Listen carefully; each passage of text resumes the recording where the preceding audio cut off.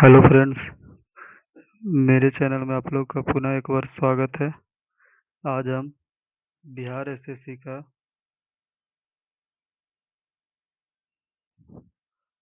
Paper देखने वाले हैं। तो चलिए आज का पहला प्रश्न देखते हैं। कौन सा सिंधु घाटी सभ्यता का एक बंदरगाह शहर माना जाता है?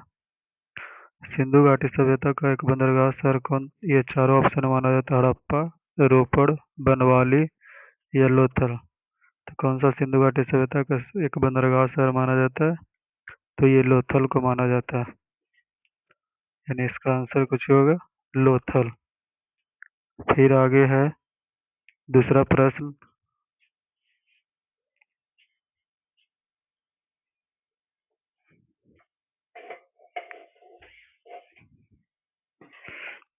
दूसरा प्रश्न है, कौन सा सिकंदर के साथ भारत नहीं आया था?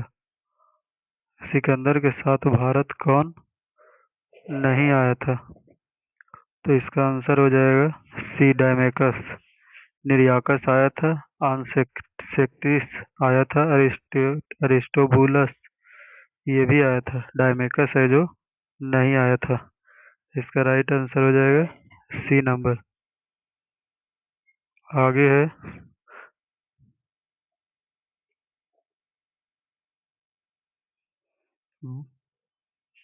बुद्ध की मृत्यु किस वर्ष हुई थी? भगवान यानी गौतम बुद्ध की मृत्यु जो है किस वर्ष हुई थी? गौतम बुद्ध का मृत्यु हो गया था आपका कब? 483 ईसा पूर्व। यानी गौतम बुद्ध का मृत्यु कब हुआ था? 483 ईसा पूर्व। इसका आंसर हो गया 483। अगला, दिल्ली सुल्तान का शासन कब प्रारंभ हुआ था? यानी दिल्ली सुल्तान कहने का अर्थ है दिल्ली सल्तनत का शासन कब से प्रारंभ हुआ? तो इसका शासन प्रारंभ हुआ था 1206 से। जो कि पहले में जो पहला दिल्ली सल्तनत का वंश था वो गुलाम वंश था। तो इसका राइट आंसर हो जाए दिल्ली सुल्तान का शासन कब प्रारंभ हुआ? 1206 ईस्वी से।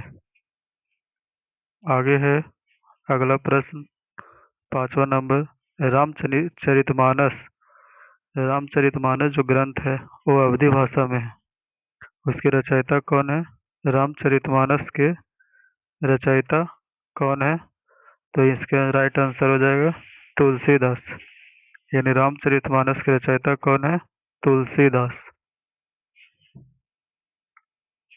और ये रामचरितमानस जो है किस भाषा में लिखा गया? अवधी भाषा में। अगला है, शिवाजी का जन्म कब हुआ था तथा कब उन्हें छत्रपति की उपाधि धारण की? शिवाजी का जन्म कब हुआ था और तथा कब उन्होंने छत्रपति की उपाधि धारण की? तो 6 का राइट आंसर हो जाएगा शिवाजी का जन्म जो है 1627 ईस्वी में हुआ था।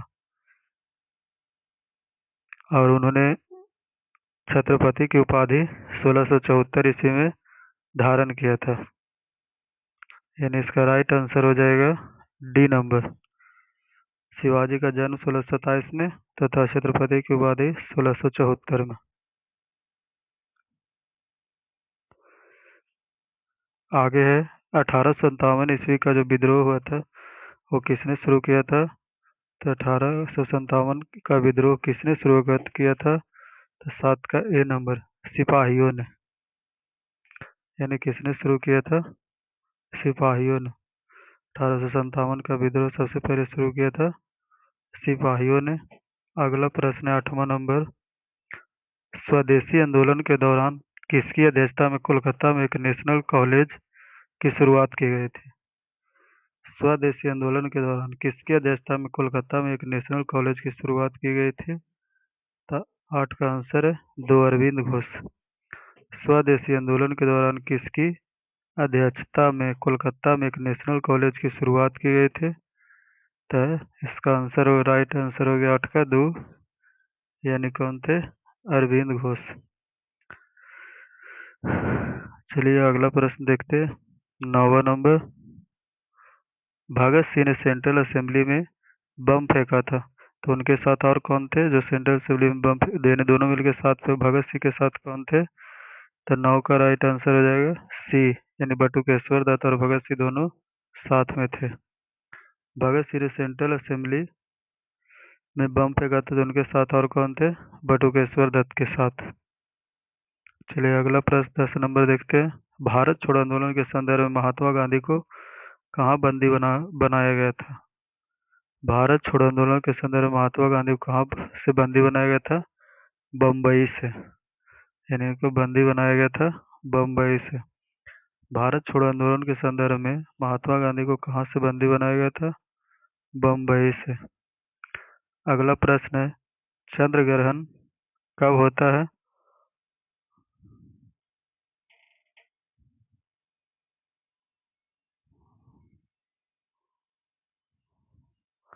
चंद्र ग्रहण कब होता है? चंद्र ग्रहण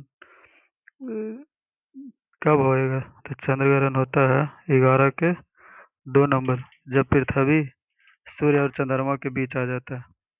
यानी जब चंद्र ग्रहण लगता है तो चंद्र बीच में आता नहीं है, तो पृथ्वी सूर्य किसी का बीच में, या तो पृथ्वी बीच में आता है या तो चंद्रमा बीच में आता है। तो चंद्र ग्रहण के समय सूर्य और चंद्रमा के बीच पृथ्वी आ जाता है, तो चंद्र ग्रहण लगता है। और वही वही चंद्रमा जब बीच में आ जाएगा तब सूर्य ग्रहण लगेगा। आगे है, पृथ्वी पर सबसे उच्चतम तापमान रिकॉर्ड कहाँ किए जाते हैं? पृथ्वी पर सबसे उच्चतम तापमान कहाँ रिकॉर्ड किए जाते हैं? तो इसका आंसर हो गया भूमध्य रेखा पर। पृथ्वी पर सबसे उच्चतम तापमान रिकॉर्ड किए जाते हैं कहाँ? तो भूमध्य रेखा पर। अगला है,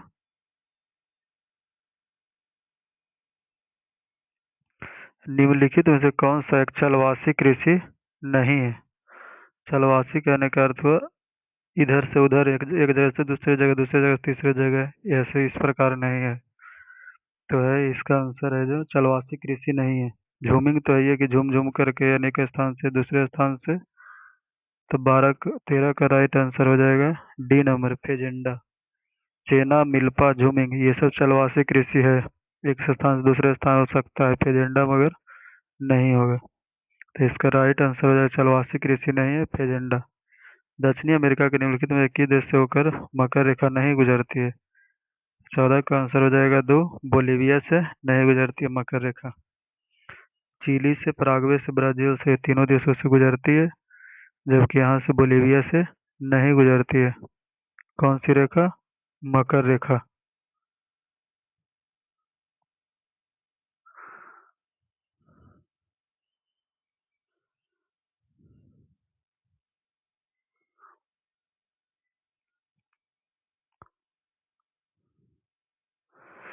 आगे के देश को कंट्री ऑफ विंड्स हवाओं का देश कहा जाता है? डेनमार्क को।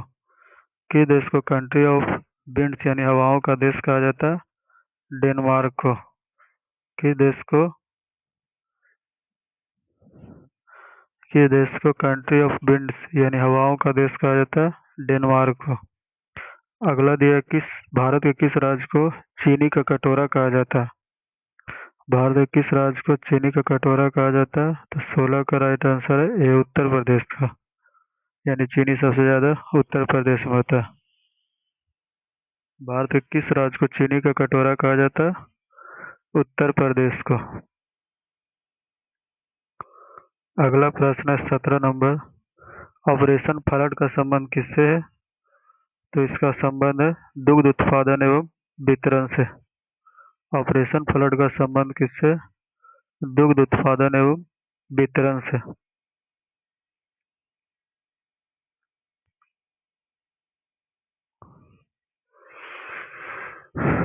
अगला प्रश्न है, वंदे भारत एक्सप्रेस जो है दिल्ली को किस शहर से जोड़ती है?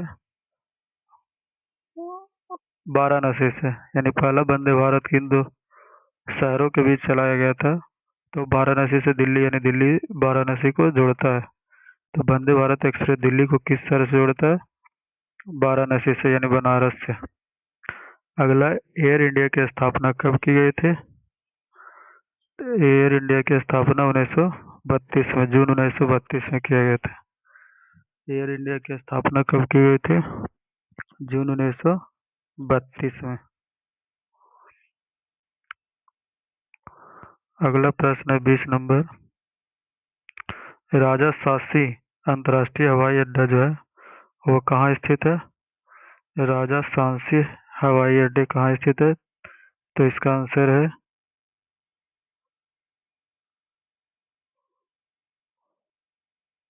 अमृतसर, सी नंबर। यानी राजा सांची हवाई अड्डे कहाँ स्थित है? अमृतसर में। इसका राइट आंसर हो जाएगा सी नंबर। अगला है, इंडिया एसडीजी सूचकांक द्वारा विकसित किया गया है। यानी इंडिया का एसडीजी सूचकांक किसके द्वारा विकसित किया गया है? तो 21 का आंसर हो जाएगा सी नंबर, नीति आयोग के द्वारा। इंडिया एसडीजी सूचकांक किसके द्वारा विकसित किया गया था? नीति आयोग के द्वारा। इसका राइट आंसर हो जाएगा नीति आयोग। अगला है, भारतीय अर्थव्यवस्था में कृषि का योगदान क्या हो रहा है? बढ़ रहा है या घट रहा है या स्थिर है? तो 22 का हो जाएगा बी नंबर, यानी घट रहा है। धीरे धीरे लोग कृषि करना कम कर दिए। यानी भारतीय अर्थव्यवस्था में कृषि का योगदान क्या हो रहा है? घट रहा है अब।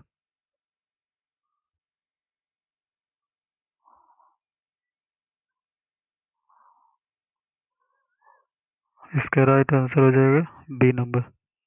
भारत के सकल घरेलू उत्पाद में कृषि एवं उससे संबंधित प्रक्षेत्र का अंश कितना होता है? तो 23 का हो जाएगा 15%। यानी भारत एक सकल घरेलू उत्पाद में कृषि एवं उससे संबंधित प्रक्षेत्र का अंश कितना होता है? 15%। अगला प्रश्न है, भारत में धीमी कृषि विकास गति के लिए कौन सा प्रभावी कारण है? तो 24 का आंसर हो जाएगा आपका ए नंबर, ग्रामीण निर्धनता, यानी ग्रामीण में गरीबी के कारण। भारत में धीमी कृषि विकास गति के लिए निम्नलिखित में कौन सा प्रभावी कारण है?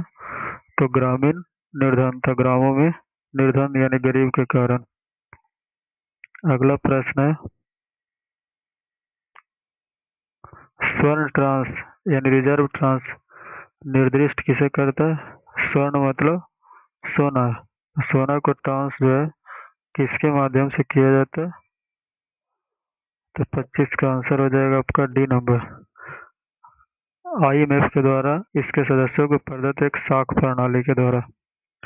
स्वर्ण ट्रांस निर्दिष्ट करता है तो आईएमएफ द्वारा उसके सदस्यों को प्रदत्त एक साख प्रणाली के द्वारा।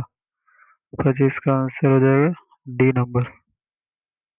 अगला 26 नंबर, वन महोत्सव सप्ताह कब से कब तक मनाया जाता है? वन महोत्सव सप्ताह कब से कब तक मनाया जाता है? 1 जुलाई से 7 जुलाई, अभी आने वाला। वन महोत्सव सप्ताह कब से कब तक मनाया जाता है? 1 जुलाई से 7 जुलाई। आगे है, लानोज तथा कैंपोस घास के बायोम के अंतर्गत, यानी किस घास के अंतर्गत आते हैं? किस क्षेत्र में पाए जाते हैं? लानोज तथा कैंपोज घास किस बायोम के अंतर्गत आते हैं? तो 27 का आंसर हो जाएगा 2 नंबर, उष्ण कटिबंधीय घास बायोम। लानोज तथा कैंपोज घास किस बायोम के अंतर्गत आते हैं? उष्ण कटिबंधीय घास बायोम के अंतर्गत। आगे दिया है, डुगोंग नामक समुद्री जीव जो कि विलोपन के कगार पर है, ये किस जीव के अंतर्गत आते हैं? तो 28 का आंसर है डी नंबर,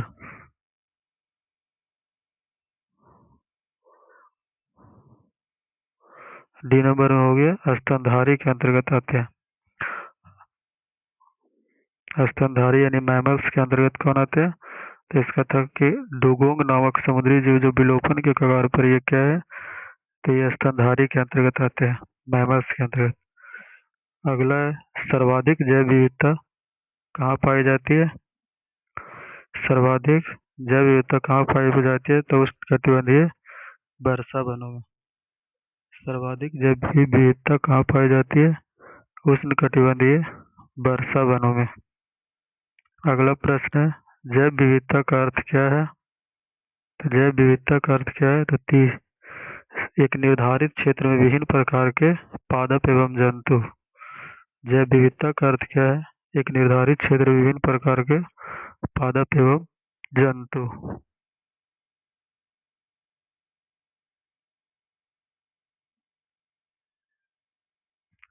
अच्छा लगे तो वीडियो को लाइक एवं चैनल को सब्सक्राइब करें, दोस्तों के पास शेयर करें। धन्यवाद।